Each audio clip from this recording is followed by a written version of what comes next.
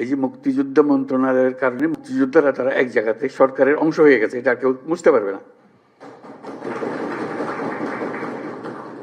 আপনারা আজকে এই মন্ত্রণালয়ের অংশ হয়ে গেলেন। এটা জুলাই স্মৃতি পরিদপ্তর সৃষ্টি হয়েছে, যেটা আপনি যাই করেন না কেন সরকারের কাঠামোর ভেতরে ঢুকে গেছে।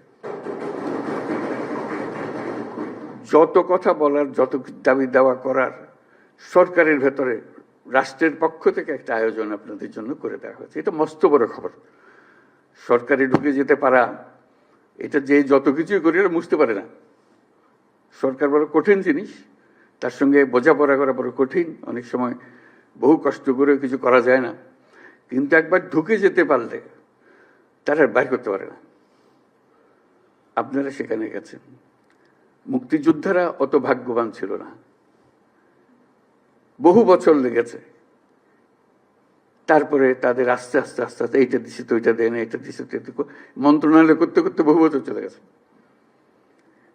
কাজে আমরা খুশি অন্তত এটুকু করতে পেরেছি, অর্থাৎ প্রাতিষ্ঠানিক আয়োজনটা করতে পেরেছি। প্রাতিষ্ঠানিক আয়োজনের মাধ্যমে আপনাদের সব দুঃখ মিশতে পারে, নাও মিশতে পারে, কিন্তু এই খাপটা থাকার কারণে একটা জায়গা পাওয়া গেল, আশ্রয় পাওয়া গেল, যেখানে আমাদের বক্তব্য শুনতে হবে। তাদের দায়িত্ব, এটা রাষ্ট্রের পক্ষ থেকে দায়িত্ব।